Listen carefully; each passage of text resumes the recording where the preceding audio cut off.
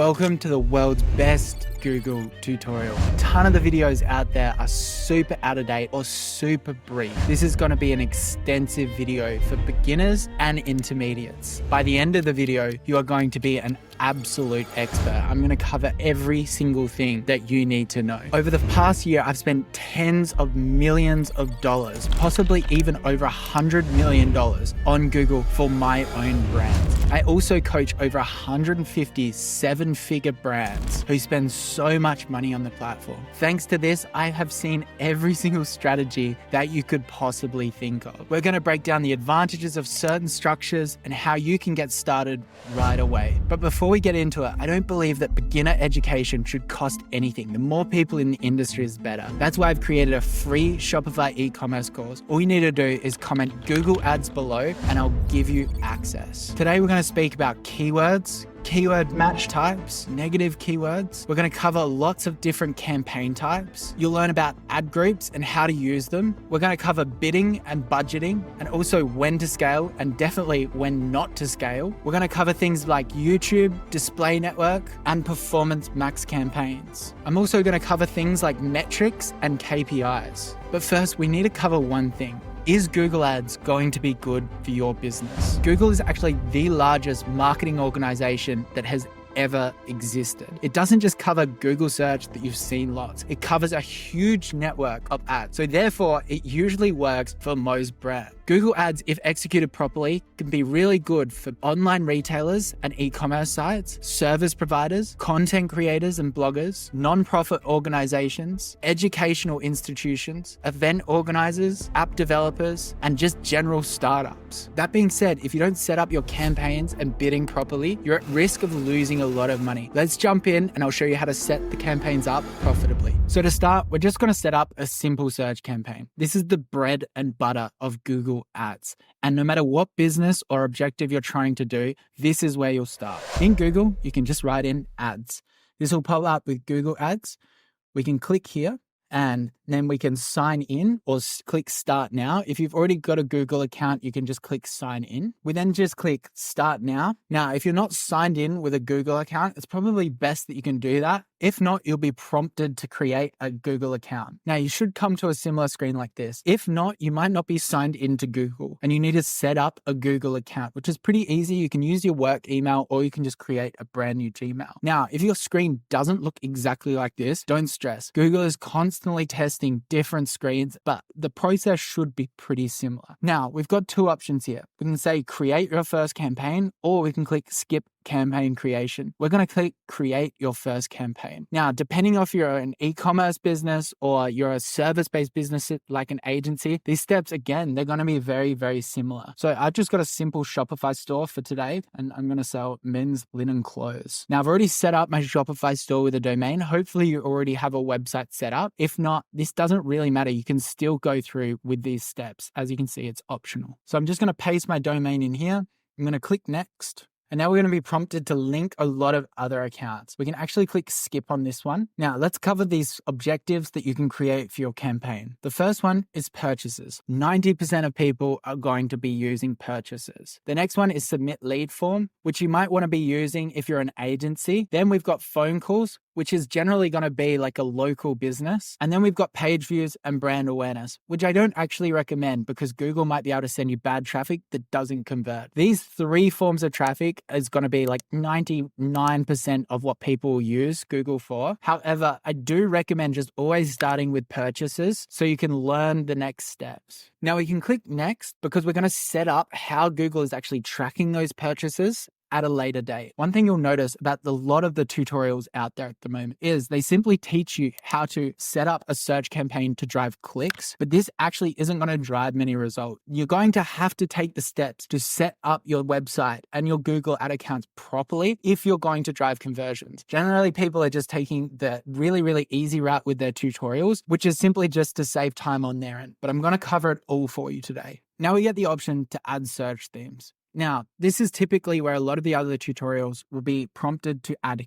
keywords. Why do we have a different screen? And why do I predict that you probably have this same screen or something similar? It's because Google is making a very large push to something called Performance Max. You can see it up this top left. Now, if you're familiar with Facebook and everything like that, you know that all of these advertising platforms have just so much inventory, so much space that they want to sell ads to. But every time we restrict it with certain targeting or keywords or ad types, it really restricts them from finding us the most profitable customers and allowing us to spend more. Plus, they make less money. So Performance Max is basically we are prompting the Google ads to go in a certain direction, in a certain search theme, but at the same time, we aren't actually setting up the targeting for both the ad creative and also who we are showing it to. So that's all this search theme is trying to do. We can just write in men's, linen, and clothing. I would probably give a couple of search themes here, but they've really made it so you can't stuff this up too much. The obvious answers is the best answers here, because once Google starts spending, Google will just start shifting these interests accordingly. The other thing that you really do want to change in this more settings, if I'm only shipping to Australia or my plumbing business is only in Australia, I will want to change that. But if I want to do the United States, all I need to do is enter another location here and I can write in the United States. Next, we can just click next and we should be prompted to create some ads. Now we'll come to this screen here.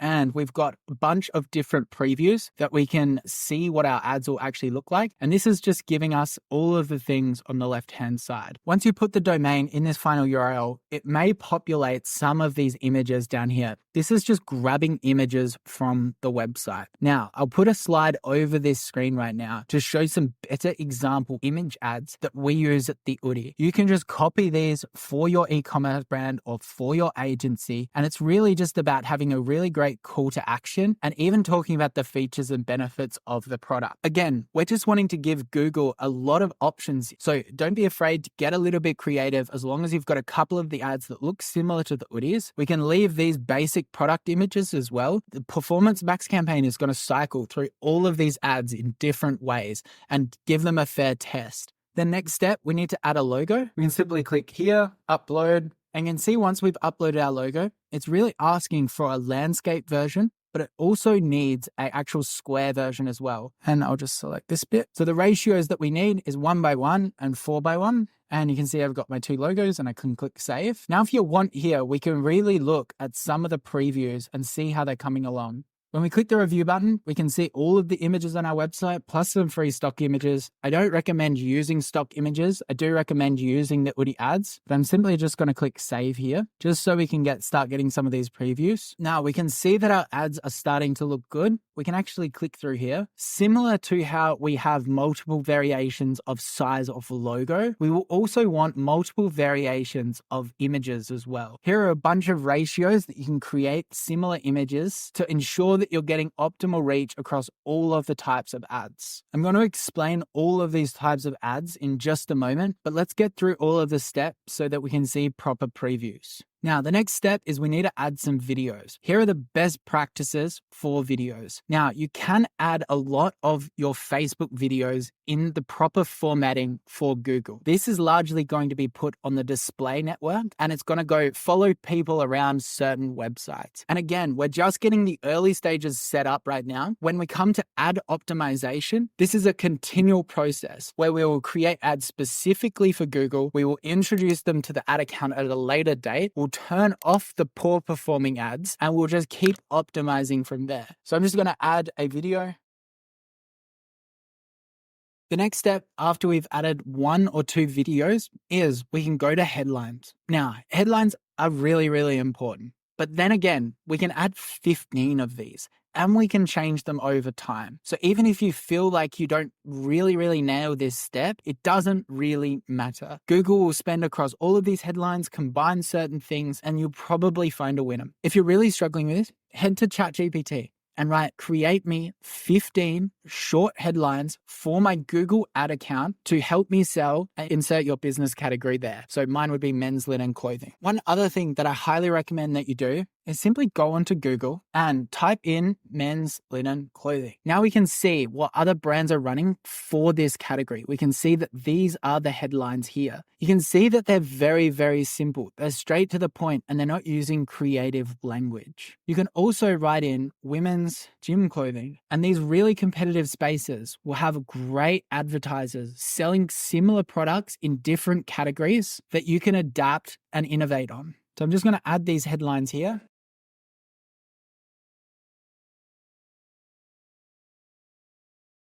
All right, this is looking pretty good. Next step is we can add some long headlines. This is very similar to the headline section, except we can add a few more characters. So just expand on your previous headlines. Long headlines are definitely less important than headlines because they'll show up less on Google. Now, the next step is descriptions. Again, we can come to Google, we can write in men's linen clothing and analyze what other people are doing for the descriptions. This is the description section. If you have anything unique about your store, it's really important that you put those in the descriptions or the headlines so that we can call those factors out. For example, if your product is made in Australia or the United States, you'd want to make sure that you're calling that out somewhere. Next step is that we've got business name, which should be pre-populated, but if not, just change it to the right thing. And then the next step is we've got site links, which are also very, very good to add. It just allows our customer to click on certain pages within our website and directs them a little bit quicker to what they're looking for. The more information we can put in front of our customers, the more Google has to work with. All you need to do is click create, and I can add a second site link. Make sure that you add 2 site links, otherwise it won't show up. Now I can just click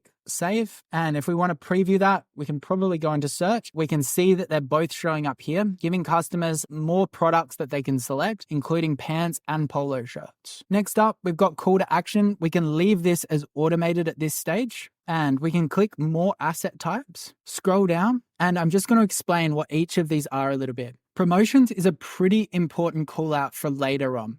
It's when you're going to do a buy one, get one free or a Black Friday sale. It's really important that you add these promotions. But generally, if you're just getting started with e-commerce or anything on Google Ads, we can leave this blank for now because we can actually add it later. Next, we got prices, which is obvious. It's assigning prices to the products that you're selling. We've got calls, which you can add your phone number, and you'll generally only do this if you're a restaurant or a service base, or you have a phone set up at your agency. The one thing that I do want to add is call outs. These are really, really easy to add and quite important. So we can do 2 to 8 day delivery. We can do free shipping. So we should probably capitalize all of this stuff. Just looks a little bit more professional. Australian made. Again, this is an example store. It's not Australian made. And we can click save. And now we've got all of these callouts. We can click apply. You'll be surprised at how often they actually get used in your search-based campaigns. Remember, search-based campaigns is just when you write in Google and you write in men's linen clothing. Next, we've got structured snippets and lead forms. Definitely less important for e-commerce. So I'm going to leave those at the moment and we can add them in later. So this is all looking pretty good. Again, you want to spend a little bit more time on the asset things. Look at the examples that I've gave. Look at the other competitors as well, and make sure that you add multiple options. And then you can't really go wrong in this step. Now, the next step is bidding strategy. This is really, really important.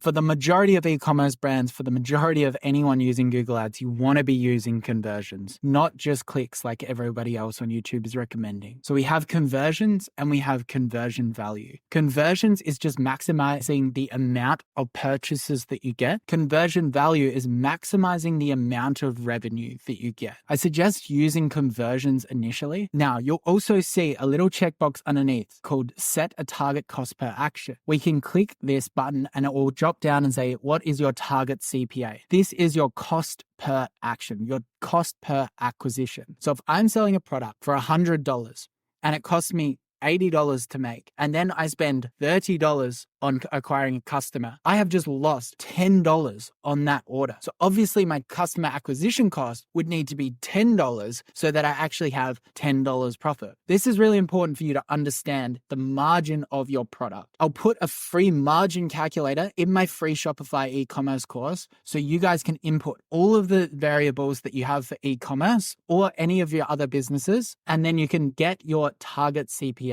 Now, some people suggest not setting a target CPA when you're just first getting started, because that will allow Google to actually start spending budget. I prefer to add a target CPA simply because if Google can't find customers to sell my product at a similar CPA, then it won't spend the entire budget. It's just far less aggressive. So let's say for these men's linen clothing, I'm able to acquire a customer for $40. I can click in 40 and go next. The next step is budget. Now, as long as we've set up the bid strategy correctly, it's a pretty low risk thing to input a relatively high number here. But make sure you put something in that you're comfortable with in case you've made a mistake with your margin or any of the previous steps. So initially, let's just start spending $50 a day. I'm going to show you how to optimize this spend later on because that's really what Google is, trying to increase budgets when you can, change the creatives, and set up the proper campaign structure. So we're going to click next. The next step is inputting your account and payment details. Now, one thing to note here, if you are selling in the UK, you might be receiving money in Great British pounds or vice versa with USD, Australian dollars, these kind of things. You really want to make sure that you set up the account in the region that you're selling and receiving money in, because that will be more efficient when it comes to exchange rates and whatnot. It's a little bit advanced, but I want you to just be aware of it. So I'm in Australia, so I can just click Australia. I can put Adelaide time, and then I can add my payment method. Once I've added the payment details, I can click no here because I don't need advice, and no here because I don't need tips. And I can click submit. This should go off now and it should launch the campaign. There's actually still a fair few more steps that we need to do to ensure that the conversion rate objective is actually set up properly and also just optimizing how the back end looks. So the ads are off for a review section. We can click next here.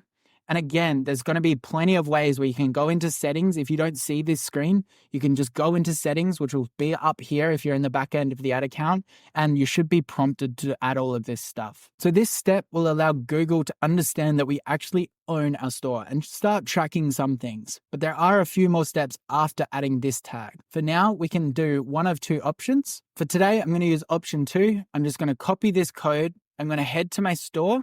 I'm going to click online store, themes, click edit code, come to the theme.liquid, and you'll see you've got the head tag here, and you'll also have the end of the head tag here. We just need to paste this code anywhere in there. So I'm just going to paste it here and click save. And then I can click test connection, and then it should give us the confirmation. Now, the next step is we need to add a purchase event to our store so it can actually track when a purchase happens. But I'm actually going to leave this for now. I'm just going to click agree and continue to ad account. And we are officially finally in the ad account. If we wanted to come across here, we can click campaigns and we can see that the campaign that we set up before is actually running at $50 a day. This is still probably in a review process. You can see here the status. But if we click in here, we can see that we're running a performance max and everything is starting to get set up. The next step that we need to do is set up a Google Merchant Center. This is especially important for anyone that is doing e-commerce because Google Shopping, which is these ads here, when you come into Google and you write in men's linen clothing, you can see all of these ads up here. This is Google Shopping. When we write in Oodie,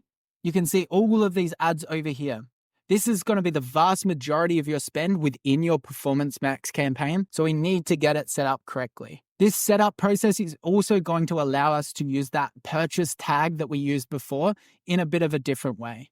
So to set Google Shopping up, I'm going to run through it really quickly because it does change every now and then, but the general practice is the same. One thing to note is I'm going to recommend an app here to set it up in Shopify. I'm not affiliated with this app in any way. It's just what we use. It gives us a lot more customization and a lot more flexibility. And rather than go set up our merchant center straight away, I'm just going to set it up straight through the app. So I'm going to click on apps here and I'm going to write in Google Shopping and I'm going to search this on the App Store. And we can see this app here, Simproisis. I don't even know how to say it, but you can see how many reviews it's got. We're going to click on that one and we're going to click install. It's super affordable. It's not too expensive, so don't stress. You can manually do this all through Merchant Center. I just don't recommend it. Now we're going to click install and now we can click sign in with Google and we can click on our email, continue, allow. Now what we can do is we can click sign up for a Merchant Center. Click sign up for free. Now make sure you use the actual email that you used for your Google ads. Click yes, paste our URL, no to physical store, continue to Merchant Center, write in your business name, continue to Merchant Center, and we should have a Merchant Center set up. We can click get started. So I've now refreshed it because I've created my Merchant Center. We can select this, just make sure that ID matches this ID up here, and we can click confirm account. Now, you'll probably be prompted to activate programs in your Google Merchant Center. I do actually recommend doing this because you need to activate shopping ads. To do this, we're going to have to go through each step in our Google Merchant Center and set it up correctly. So we have two options here. We can click this Go to Google and YouTube app in Shopify, but most of the functionality of that is actually going to come from this app that we've installed. So all we need to do is add the business address, verify your phone number. So the next step, we also need to link our Merchant Center domain to our Shopify store, not just our Google Ads. So we can click Auto Verify Domain, click Activate App Embed Now, and the script should automatically update. Just click Save, and now come back, click Revalidate Domain, and it said approved. Now all we need to do is just keep following these steps recommended by the app and changing things in Merchant Center. So for now, we need to change the shipping rates. So to do this, all we need to do is come into shipping and returns, and we're just basically matching our Shopify settings to this shipping information. So we click add shipping information, add the country, and follow the prompts. Just make sure that if you're setting up free shipping, that you've actually got that set up in Shopify as well. And there we have it. We've gotten through all of the prompts. We've set up our Merchant Center. Now the product should go through an approval process, and eventually they will actually be linked within your Google ad account and your Google Merchant Center. You can go through, fix any errors. And if you get stuck, don't forget, ChatGPT is getting very, very good at just asking a question. How do I fix this error in my Merchant Center? And it'll give you a very good response. So now we've got that all set up. Let's go into one of our existing ad accounts and let me give you the day-to-day of what you should be doing as a Google media buyer or a brand owner to optimize the ad account and maximize the amount of profit that you can make. So I've now taken you over to an ad account with a decent amount of spend in it so we can actually navigate it. First up here, up with the notifications, if you've got a slightly different Google Ads manager, you can actually use this appearance to actually change it back. But I think Google is heading towards this design. So I'm going to use it for this tutorial. It's all pretty similar. Realistically, you've either got like notifications and settings up here, which you can click on and make sure you cover. Now, not all of Google's suggestions are going to be that useful, but here are the main things that you can do in this layout. The first one is come to this left-hand side. We've got our billing, admin settings, all of that kind of stuff is obviously important. But to actually run ads and change ads, we want to come into this campaign structure. Now, there should be a bunch of campaigns. We can use these columns here to sort by impressions or sort by cost so we can get our largest campaigns that are actually running.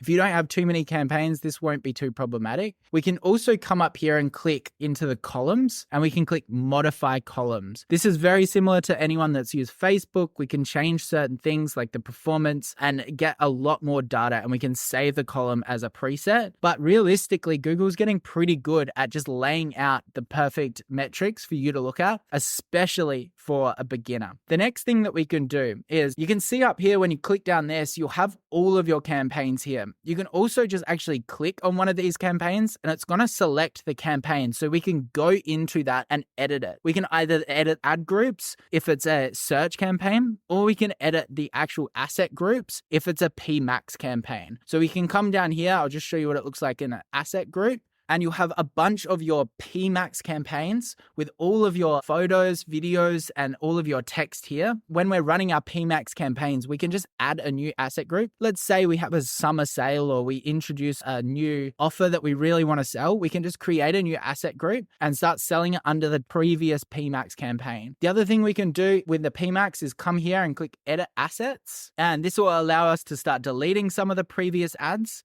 But another way to go to this is we can go to view details and we can get a bunch of summaries about how all of our assets within our PMax campaign is actually performing. We can sort by performance, and if there's enough data, we can see poor performing ads and iterate on them. Now, as I said before, PMax is an interesting thing because realistically, we're just giving so much control to Google. We can't optimize certain things and they might be putting the placements in the wrong place. And this is why when you come into this, there's just not that much data and not that much flexibility. Whereas if we came to one of our search campaigns, which I can click here and come into the search campaign, we now have a bunch of ad groups, which we can come in and click into the ad group and see the keywords that we're actually targeting. We can also click on the ads on the left-hand side and see all of the ads with a bunch of data. The fact that PMax does not give you that much control is one of the main reasons why we can't just always run a PMax campaign and just set and forget it. What will most likely happen if we decide to do that is a lot of the budget will go to what's called branded search. So if I write in the Oodie, you can see that there's Google ads for the Oodie up here. A large amount of this traffic would already be searching for our brand from things like Facebook or word of mouth referral. This makes this the easiest traffic for Google to actually convert with. So therefore, a lot of the budget is actually going to go to this branded search. Google thinks that it's doing an amazing job here because it's acquiring customers really cheaply. But the truth is, you're probably going to be acquiring a lot of these customers anyway. This is where it becomes really important that we start separating our branded search out from our non-branded search. This is how the Oodie is structured. Because we are running so much traffic on other platforms, we will have a PMAX campaign for brand. Within this campaign, we'll get a lot of Google Shopping, which is these kind of ads. We then limit that budget and make sure the target ROAS is really high on that because we want to make sure that we're converting customers very, very cheaply. Then for every other category we have, such as sleep teas, we will have both a performance max campaign for these that actually are excluding the terms the Oodie within the settings of the performance max, which I'll show you how to do in a second. Then we will also have search campaigns as well for these secondary product categories. But the truth is, if you're just starting out with your brand, any type of structure, complicated structure might be overkill, as the budgets that you're actually spending will be really small. So if we separate to too many campaigns, the learnings for Google will be limited and it won't be optimal. So if you're just starting out, this is the way that I recommend. Launch the PMAX campaign like we did at the start. If you do have multiple product categories like Oodies and sleep teas, just launch them as different asset groups within the existing PMAX campaign. Then launch a second search campaign at really low budgets for branded keywords, which I'll show you how to do in just a second. Eventually though, you are going to need a second PMAX campaign for brand when you're spending a little bit more and exclude the brand from the PMAX campaign using the settings. So how do we create a search campaign? The first thing we're going to do is it's going to be very similar. We can come in here and we can click the plus create campaign, click new campaign, click sales, come down, click purchase, click continue. Make sure you clear all of these errors before you run your purchase campaign. Come down here, click search rather than performance max. Click website visits, write in a campaign name. Now, campaign names aren't going to affect the performance of the actual campaign, but they're an organizational tool that you know that either it's targeting branded search or the generic products that we've been talking about. You also want to write in what type of campaign it is because it won't be completely visible from the reporting screen. Now, again, it's going to be very similar. We're going to set a target CPA. We're going to leave this blank, click next. And now we're going to want to turn off display network and search network. Now we're going to scroll down, make sure you select the right location. And now we're coming down to the bread and butter of what an actual search campaign is. Basically, we have multiple options about our keywords. Google is prompting you to use broad match keywords for your entire campaign, but this will not work if you're doing a branded search campaign because we want to be more specific. So we're going to leave this here. And we're going to click next. Now we can put our URL in here and get keyword suggestions if we would like, but realistically we can enter our own keywords. We can click here. You have 3 types. So for example, you've got broad match, which let's say you wrote in men's linen clothing. This might start showing up for a bunch of things such as linen sheets or other really unrelated terms. You then have phrase match, which will be a little bit more specific than broad match. And then finally, you've got exact match, which if people change one word such as men's linen pants and you're targeting men's linen clothing, it will not show up. Because this is a branded campaign, we're really only going to use these last 2 keyword structures. So if this was the Oodie, and then I would do the Oodie, and then I would probably also do something like Oodie. Depending on your brand name, you may need to be a little bit creative here because I've named my store Men's Linen Store, which is a little bit confusing because the actual brand name is somewhat descriptive about the product. If you want to learn more about keywords, just click learn more here and you'll get some great examples from Google. Next, we need to create the ads for this campaign. Now, these ads are going to be very, very similar to the entire Performance Max campaign that we set up before. All of the best practices apply, except remember that there may be a little bit more branded orientation around the ads. So you really want to make sure that in your headline, you've got your brand name, because this will make people feel very comfortable that they're in the right place. Just one thing to note is you always want to make sure that your branded search campaigns have a much higher target ROAS than all your other campaigns. So this is a good segue into what you should be doing every single day as a Google media buyer. For a search campaign, which we're in at the moment, we can click on ads and we can see a bunch of the ads performance. We can turn off the poor performing campaigns, or we can increase the budget because Google is saying that it's limited by budget. Whenever we're limited by budget on a conversion campaign that's targeting CPA or target ROAS, and it's a non-branded campaign, such as our Performance Max campaign, we're really going to want to try to increase that budget on a daily basis. This is because Google is acquiring possibly new customers that haven't seen us on Facebook at the profitable level for you. One thing that I highly recommend is using something like Triplewell or a daily profit tracking sheet using Excel that tracks everything about your business, such as the cost of goods, your Facebook media spend, your Google media spend. Because what can happen if you're not tracking all of this is you can start spending too much on Facebook because it's saying it's profitable, and also too much on Google because it's also saying it's profitable, because they're both attributing their platform to the same sales. If we're tracking all of our spend across all platforms, we're going to get what's called an MER, a marketing efficiency ratio.